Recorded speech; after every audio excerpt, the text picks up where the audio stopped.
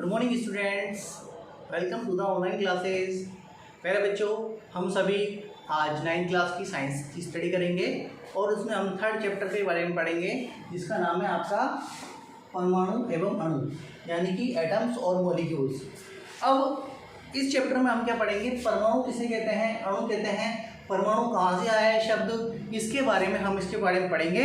तो परमाणु जो है वह छोटा से छोटा कण है जिसे हम आंखों से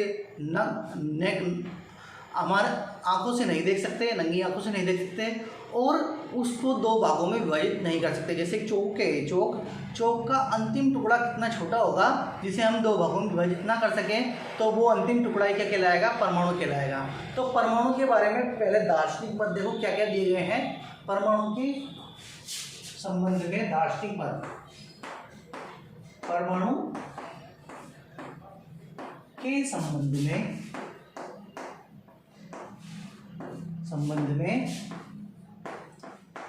दार्शनिक मत यानी परमाणु के संबंध में दार्शनिक लोगों ने, दार्शनिक होते हैं फिलोसफर, जो बताते हैं। जैसे कि सबसे पहले परमाणु के बारे में बताया किसने, महर्षि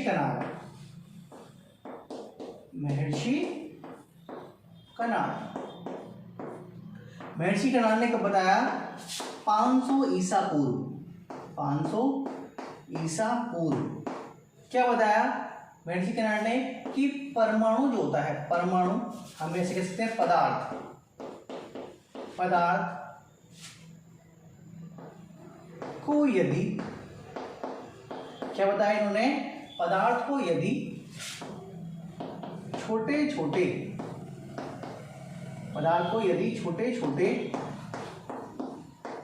भागों में विभाजित किया जाए, छोटे भागों में विभाजित किया जाए तो अंत में ऐसी अवस्था प्राप्त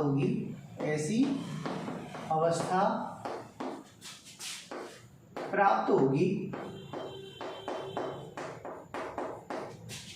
जिसे आगे विभाजित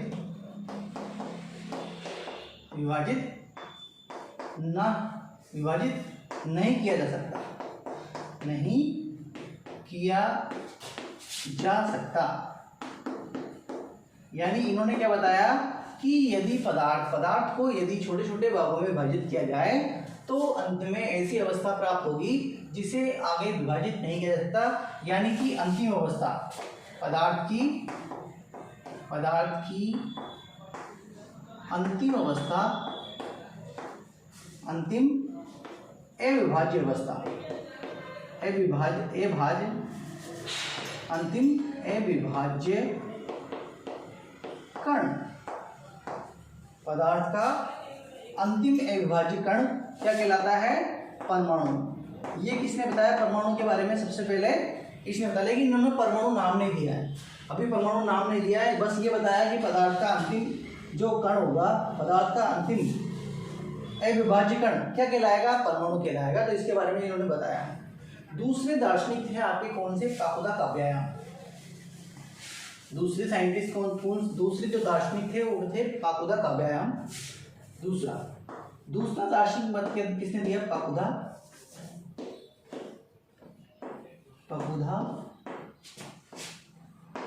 काव्यायाम। इन्होंने इसी को जोड़कर बनाया, यदि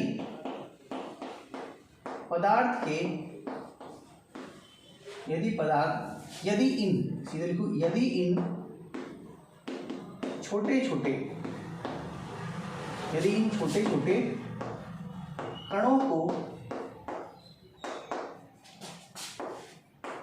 जोड़ दिया जाए,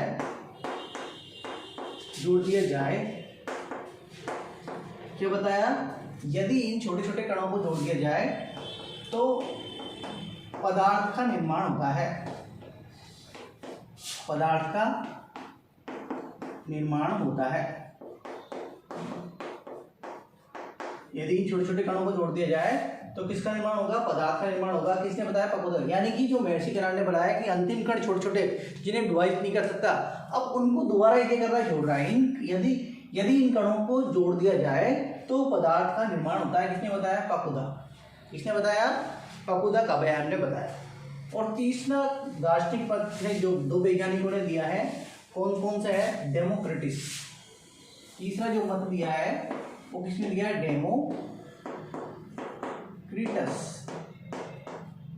डेमोक्रिटस एवं यूसिपस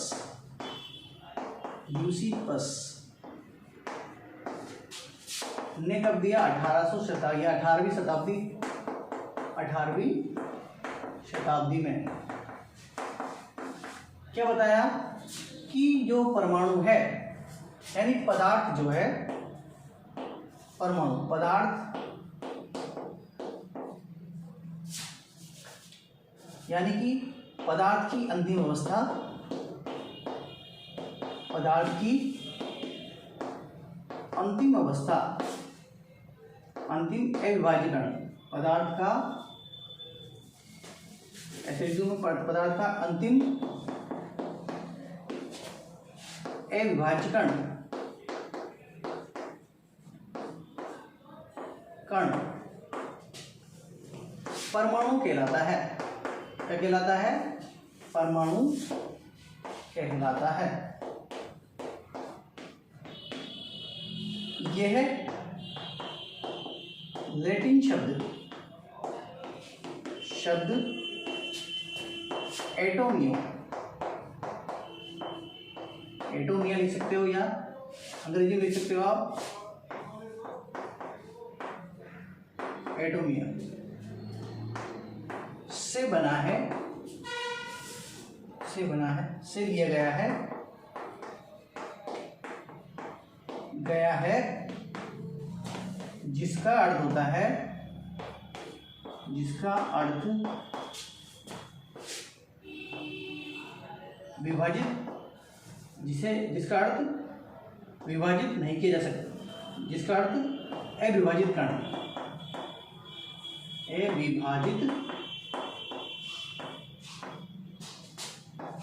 अविभाजित कण होता है। यानी कि पदार्थ का अंतिम अविभाज्यकरण क्या कहलाता है? परमाणु कहलाता है। और यह लैटिन शब्द एटोमिया से बना हुआ है। एटम शब्द जो है, परमाणु को अंग्रेजी में बोलते हैं हम एटम्स। और एटम जो शब्द है वो किससे लिया गया है? यानी कि लैटिन शब्द एटोमियो से लिया गया है जिसका अर्थ होता है अविभाजित कण, यानी अंतिम कण क्या कहलाता है? परमाणु। तो ये तो है परमाणु के बारे में दार्शनिक मत, परमाणु के बारे में दार्शनिक पद। अब परमाणु के बारे में जो है दो रासायनिक संयोजन के नियम दिए गए हैं। पर अब क्या बताऊं मैं परमाणु के बारे में? पहले तो परमाणु क्या है, पहले तो वो सुनो। परमाणु कोई परिभाषा पूछे आपसे, परमाणु क्या है? परमाणु किसी भी पदार्थ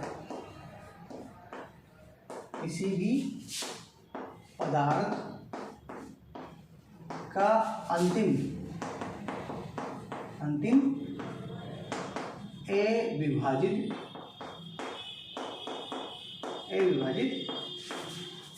कण, किसी भी पदार्थ का अंतिम अविभाजित कण जिसे विभाजित नहीं किया जा सकता,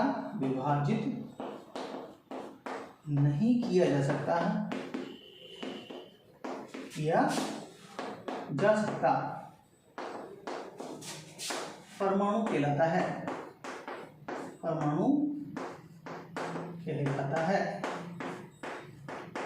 ठीक है, क्या कहलाता है वो? परमाणु कहलाता है। इसी प्रकार अणु की बात करें, अणु किसे कहते हैं?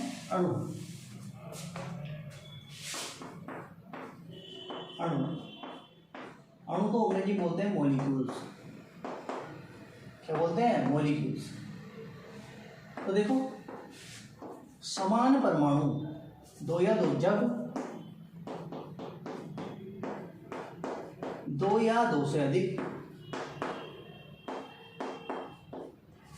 से अधिक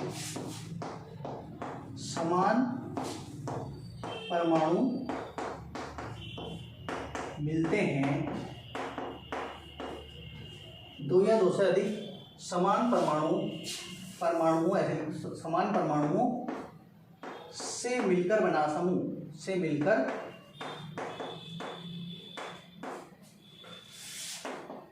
बना समूह अणु मिलकर बने कण, मिलकर बने कण। जब दो या दो से अधिक समान परमाणु से मिलकर बने कण अणु कहलाते हैं, अणु कहलाते हैं।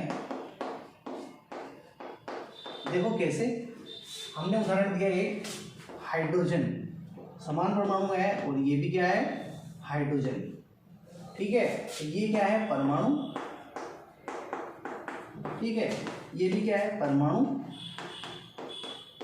और ये दोनों जब मिल जाएंगे क्या बन जाएगा, H2, यानी कि ये क्या है, हाइड्रोजन का अणु। ये हाइड्रोजन का परमाणु है, ये हाइड्रोजन का परमाणु है और ये हाइड्रोजन क्या हो गया, अणु हो गया। ठीक है, अणु जो होता है उसमें जो परमाणु है आपस में बंध के द्वारा क्या होते हैं, जुड़े होते हैं। इस प्रकार ये जुड़े होते हैं, ये दोनों अलग अलग हैं और वो आपस में जुड़े हुए हैं। और उदाहरण देखो अणु के,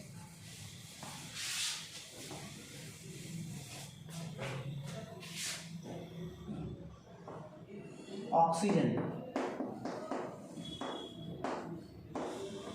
अणु, कैसे लिखेंगे इसको, O2। कैसे, ऑक्सीजन का परमाणु ये प्लस ये ऑक्सीजन का परमाणु और क्या बनेगा, O2। तो ये क्या हो गया, ऑक्सीजन अणु। ये ऑक्सीजन अणु हो गया, ये क्या है, दोनों परमाणु, ये दोनों क्या है, परमाणु। ऐसे देखो, एक ऑक्सीजन का अणु और एक ऑक्सीजन का परमाणु भी अणु का निर्माण कर सकता है। एक ऑक्सीजन का अणु और एक ऑक्सीजन का परमाणु भी मिलकर किसका निर्माण कर सकता है, अणु का निर्माण कर सकता है। तो ये क्या है, परमाणु, ये क्या है, अणु, और ये भी क्या कहलाएगा, अणु, क्योंकि इसमें सभी जो परमाणु हैं वो एक ही प्रकार के हैं, इसलिए ये क्या कहलाएगा, अणु। या इसको ऐसे लिख सकते हो आप, 3 ऑक्सीजन के परमाणु हैं ऐसे। ठीक है, तो ऐसे भी लिख सकते हो इसको आप। तो ये ऑक्सीजन के अणु और परमाणु हो गए। इसके बाद में जो है रासायनिक संयोजन के नियम। क्या है रासायनिक संयोजन के नियम, रासायनिक संयोजन के नियम।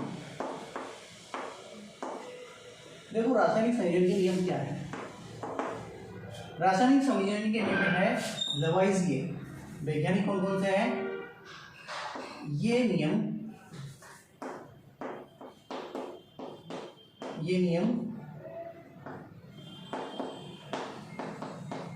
लवाइसिए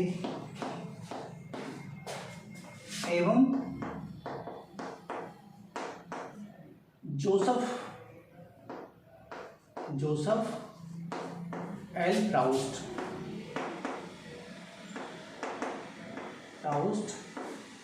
या लिख सकते हैं शॉर्ट में J.L. प्राउस्ट के द्वारा दिए गए हैं, ये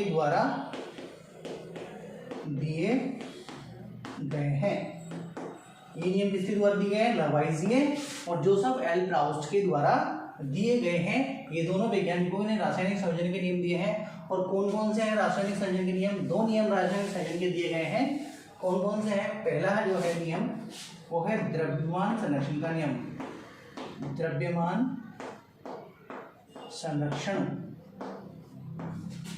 का नियम। पहला नियम है आपका द्रव्यमान संरक्षण का नियम और दूसरा है स्थिर अनुपात का नियम, स्थिर अनुपात का नियम। क्या नियम है ये देखो, द्रव्यमान संरक्षण का नियम और स्थिर अनुपात का नियम क्या है।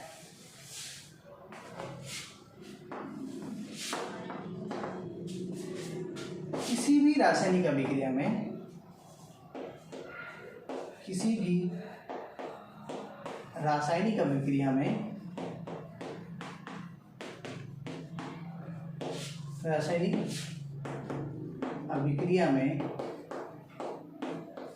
किसी भी रासायनिक अभिक्रिया में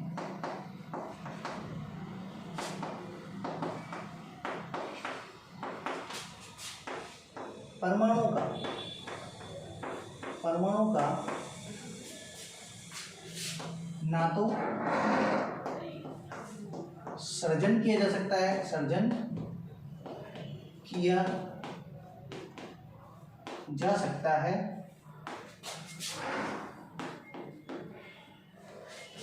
द्रव्यमान लिखूं मैं, परमाणु के द्रव्यमान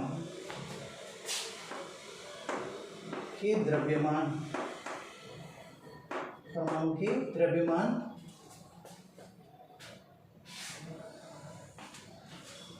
का ना तो सर्जन किया जा सकता है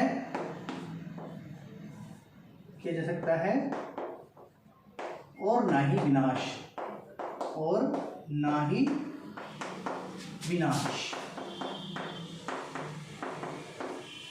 किसी भी रासायनिक अभिक्रिया में परमाणु के द्रव्यमान का ना तो सर्जन किया जा सकता है और ना ही विनाश। यानी कि परमाणु रासायनिक अभिक्रिया में क्या होगा कि जो रासायनिक अभिक्रिया में जैसे हाइड्रोजन है और ऑक्सीजन अभिक्रिया करी तो ऐसा नहीं है कि दूसरे परमाणु बनेंगे। जैसे कि हमने अभिक्रिया करवाई कि हाइड्रोजन और ऑक्सीजन ने अभिक्रिया करी तो क्या बनेंगे इसमें 2H2O यानी जल के अणु बनेंगे। तो रासायनिक अभिक्रिया से पूर्व इनका द्रव्यमान और इनका द्रव्यमान क्या होना चाहिए, बराबर। द्रव्यमान क्या होना चाहिए इनका, बराबर। यानी परमाणु जो है बोके हुए होने चाहिए। ऐसे नहीं कि हाइड्रोजन इधर गए तो हीलियम बन गई या ऑक्सीजन बन गई, तो हाइड्रोजन हाइड्रोजन ही रहेगा, ऑक्सीजन रहेगा। इनके द्रव्यमान क्या होते हैं, निश्चित। इनका तो नाश किया जा सकता है और ना ही इनका सर्जन किया जा सकता है। इसे कहते हैं द्रव्यमान संरक्षण का नियम। देखो कैसे और समझे इसको। जैसे हाइड्रोजन, ऑक्सीजन, नाइट्रोजन, इनका द्रव्यमान देखो। जैसे कि हाइड्रोजन का द्रव्यमान होता है 1, द्रव्यमान इसका होता है 1, ऑक्सीजन का होता है 16, इसका होता है 14। तो इनके जो द्रव्यमान होते हैं वो निश्चित होते हैं। जैसे कि हमने कहा H2O में H2 का द्रव्यमान कितना हो गया, तो 1 × 2 प्लस ऑक्सीजन का द्रव्यमान कितना है 16, तो दोनों का द्रव्यमान कितना हो गया 18 द्रव्यमान। इनका द्रव्यमान कितना हो गया 18। तो इस प्रकार हम द्रव्यमान संयोजन का ये है द्रव्यमान संरक्षण का नियम। दूसरा नियम है, देखो दूसरा नियम कौन सा है, स्थिर अनुपात का नियम। दूसरा नियम है स्थिर अनुपात का नियम।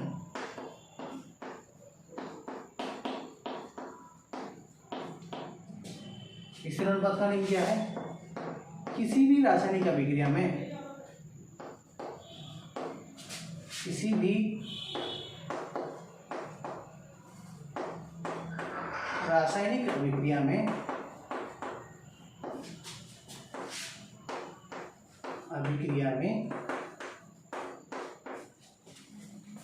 किसी भी रासायनिक अभिक्रिया में क्रियाकारक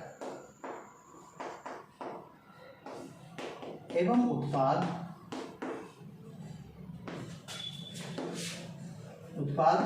में उपस्थित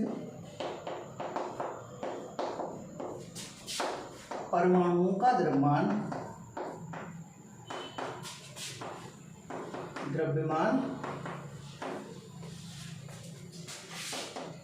निश्चित होता है।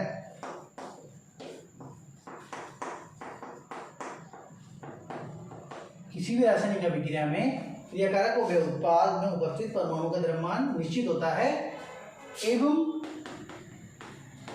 उनका निश्चित अनुपात होता है। निश्चित अनुपात होता है। देखो कैसे, जैसे उदाहरण लें हम,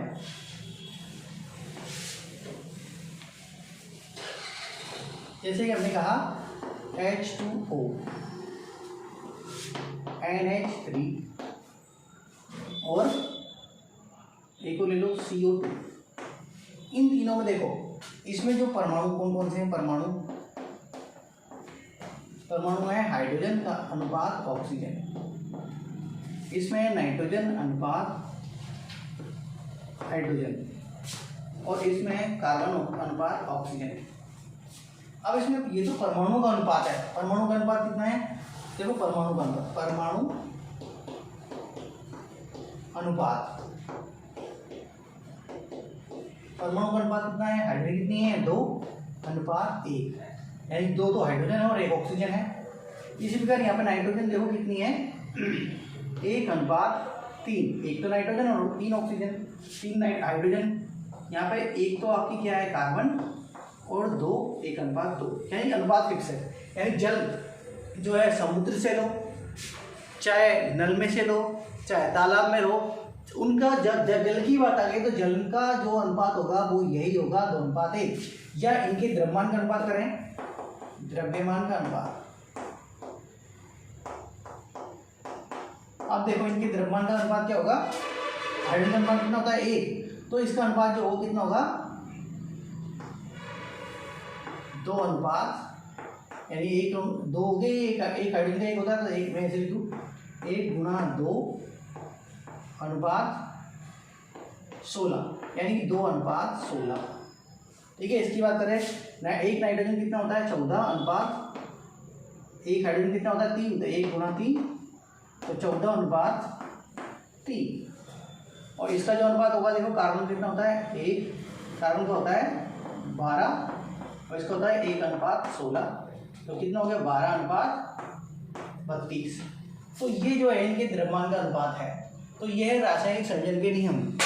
ये क्या है, रासायनिक संयोजन के नियम कौन कौन किसने दिए हैं, एक तो एंटोनी लेवाइसिए ने दिए और JL browse, Joseph L browse ने दिए गए हैं। कौन कौन सी नियम है, एक तो है आपका द्रव्यमान संरक्षण का नियम। इस नियम के अनुसार रासायनिक अभिक्रिया में ना तो द्रव्यमान का संरक्षण किया जा सकता है, मतलब द्रव्यमान का ना तो सर्जन किया जा सकता है, ना ही उसका विनाश किया जा सकता है।